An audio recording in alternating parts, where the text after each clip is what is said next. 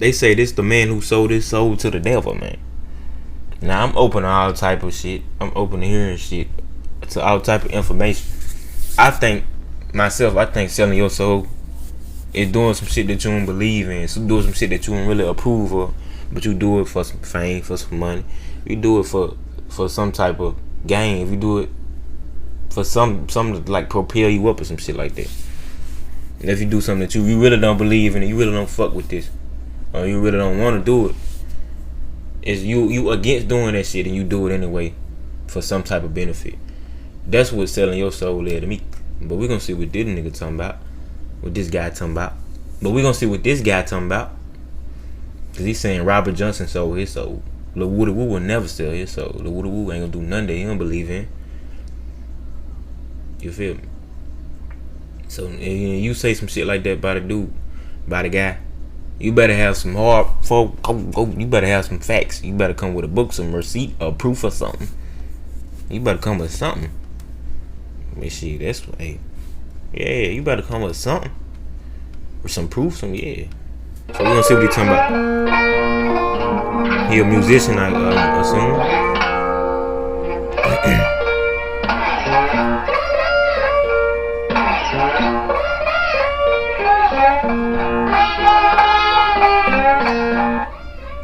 His name is synonymous with blues. His music made him one of the most iconic figures in his genre. He is cemented as a legend.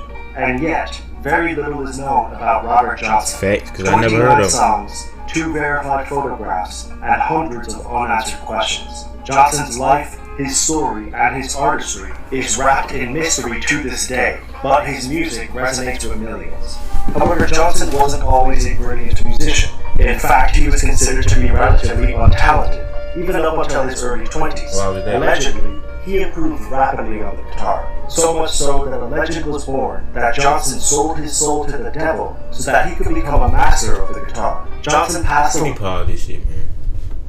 I hope that's not the reason, cause he got good at fucking being on the guitar. Maybe he just worked on it all day and night. Maybe he treated that shit like a priority and got better. What the fuck? I hope that's not the sole reason you gonna say you sold this soul, man. Stop playing, man. Stop playing, bro. Away under mysterious circumstances at 27 years old, giving birth to the infamous 27 under mysterious soul to the devil so that he could become a master of the guitar. Johnson passed away under mysterious circumstances at 27 years old, giving birth to the infamous 27 Club and adding yet another question mark onto his already confusing story. Rest in peace, man. Robert was born on the 8th of May, 1911, to parents Julia Dodds and Noah Johnson in Hazelhurst, Mississippi. His mother had already given birth to 10 kids with her husband Charles. I'm from Mississippi. I fuck with bro. Robert Johnson, I fuck with bro. Charles, but Robert was born. Mother had already 145 years. Given birth to 10 kids with her husband Charles, but Robert was born out of wedlock, illegitimately, and had a father who he most likely never met or spoke to. His stepfather, Charles, was a reasonably successful landowner, but after getting into a dispute with a lynch mob, he was forced to move to Memphis, and Robert would eventually be sent there to live with him until he was around 8 or 9 years old. At that age, he moved back to Mississippi to live with his mother and her new husband, Dusty Willis. In his teenage years, Robert began to gain an interest in music and dabbled in some different aspects of it. He learned the basics of the guitar from one of his brothers, and he was cited as being a talented harmonica player. We can also assume that he was writing songs and singing during this time. But all of this wasn't very appealing to his new stepfather, who wanted him to work on the plantation fields. This would lead to a conflict between... Man, hell nah, that ain't even your kid, bro. You don't got no say in what he want to do with his life. And then I was gonna say with your kids, I'll let your kids choose what they want to do, especially if it's something positive. What's wrong with writing music? You feel me? You tripping? Hey, he might not want to work on no plantation. His hands might be too little, some shit.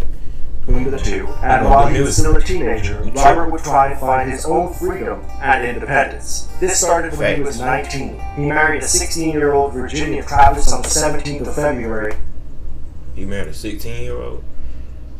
It probably wasn't. It 1920. probably wasn't the same as it is 2022, so I ain't gonna judge that 9, shit. but unfortunately, she would die a year later while giving birth. Robert was now a 20-year-old widow with a stepfather he didn't like, a father he never met, and a wife who had just passed away. And lest we forget, he was an African-American man living in the South in the early 20th century. Basically, Robert had an intense childhood, and his adult life wasn't looking very good either. At this stage, all Robert really had was his music.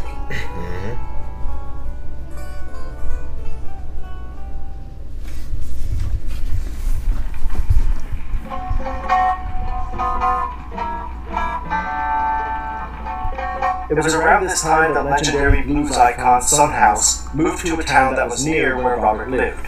All of a sudden, a lost and impressionable Robert Johnson was listening to one of the greatest blues artists of his generation perform live every week at the local juke joint. At this point, Robert had some musical ability, but it was mainly at the previously mentioned harmonica, so he wasn't considered talented enough to perform at these establishments, but during the breaks, Johnson would ask if he could play their guitars. In one of the most famous interviews ever given about Robert Johnson, Son House states that he was terrible and that he was often asked to stop playing. Follow me and Woody around Saturday night here with the Brown. And every time we stop for the rest and sit there, we'll get down over the corner or something and go out to get down, get the guitar and kind of play and be just noising to people, And the folks would come out and say, well, no, some of y'all want to admit that, boy, put that thing down and run it up playing. Johnson may have been in the correct environment to observe the music he wanted to play, but because of his lack of resources and the ridicule he was subjected to when he attempted to perform, he was in the wrong environment to learn. This may have been the reason he left. He did remarry in 1931, but that didn't stop him from traveling around the South for about a year. This is a confusing space of time that is responsible for many of the myths revolving around Johnson. Some people speculated that he left to try and find his biological father, while others believed that he was exclusively focusing on improving his craft. Stick to the facts, bro. Stick to the facts. Don't put that shit in there. You don't know what really happened. Strangely, the most popular one is that Robert Johnson made a deal with the devil. Well, I can't say that because this is all speculation. I guess I can't really say that. The story goes that Robert Johnson went to a local crossroads with his guitar before midnight. He started playing his songs, and at midnight, the devil appeared. The devil took the guitar and chewed it, played a song, and gave it back to Johnson. This was the transaction, the turning point for Johnson as a musician. He had given up his soul to the devil himself, and was a master of guitar. But with this, his soul was doomed to hell, and an untimely demise was in his future. The reason people believe that this is what happened is because of a man named... That's a fucked up deal right there. That's a fucked up deal. Fuck that. Del Johnson, who in 1971 said that this was the way to sell your soul, and that his brother Tommy had actually done this. There was no relation between Tommy and Robert, but that didn't stop people from taking this tale and attaching it to Robert's name. At least that's how the story goes. It's obviously a far-fetched tale, but it shows us how impressive and quick Johnson's improvement must have been. The only way the public were able to justify his talents was with a story that was this insane, which in itself tells us why Robert Johnson was so good. One thing is almost certain. Between the years of 1930 and 1932, something happened that made Johnson go from being considered embarrassingly bad to one of the greatest guitarists of all time. When he finally returned to play for Son House, nobody was telling him to stop. He was so good, when he finished, all our mouths were standing open.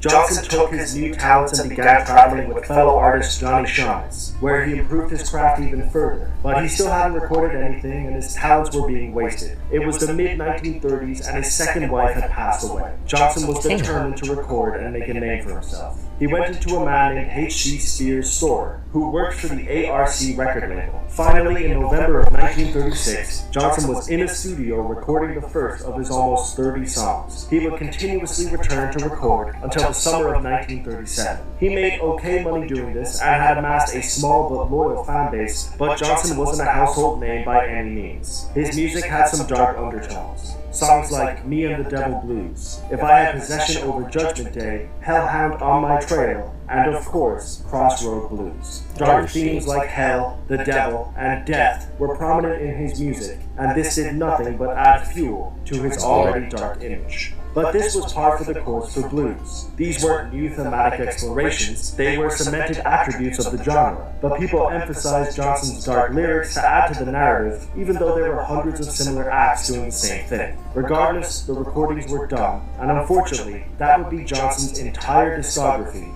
because a year later, he would die.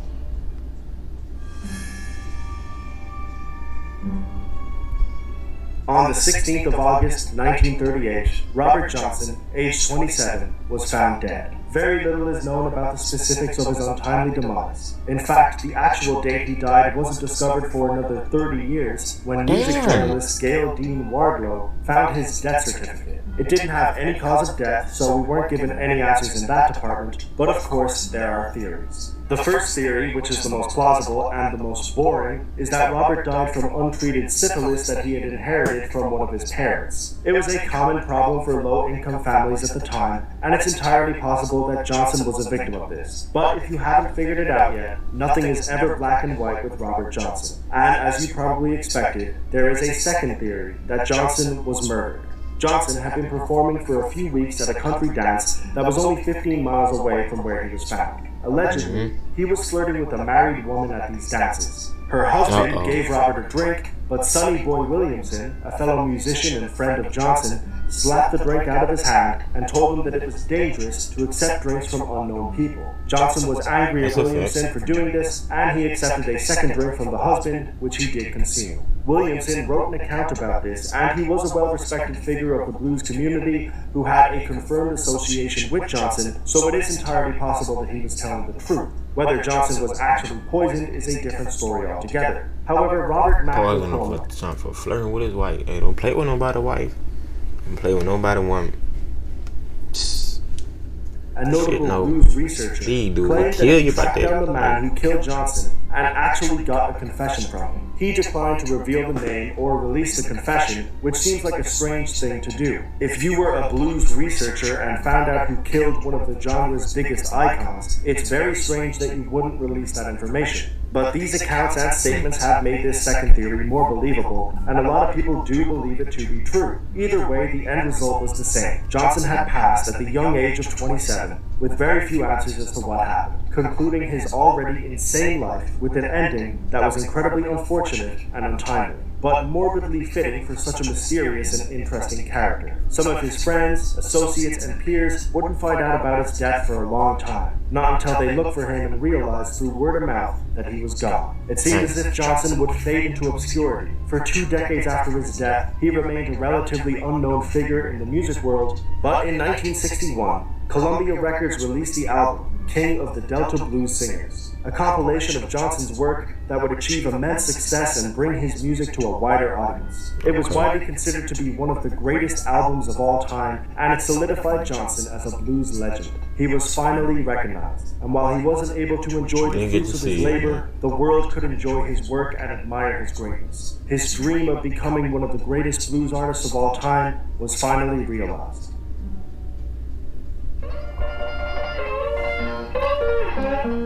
Robert Johnson probably didn't sell his soul to the devil, but he did give his soul to blues. It could be argued that what Johnson managed to do in his short life was one of the greatest feats ever achieved by a musician. His short discography changed blues forever and influenced hundreds of notable musicians and continues to do so to this day. He won a Grammy in 1990 for Best Historical Album. His song Crossroad Blues was inducted into the Grammy Hall of Fame 8 years later, and he was inducted into the Rock and Roll Hall of Fame in 1986. He has been cited as an influence to artists like Mick Jagger, Fleetwood Mac, Bob Dylan, and Eric Clapton. He did all of this in a very short span of time, with a life that was as difficult as any. He overcame it all and persevered to become one of music's most important icons. It's very difficult to distinguish fact from fiction when it comes to this matter. The historical inaccuracies, conspiracy theories, and sheer lack of any substantial documentation. Man, that was a fucked up deal though. That deal was fucked up that they speculating about. That was a fucked up deal.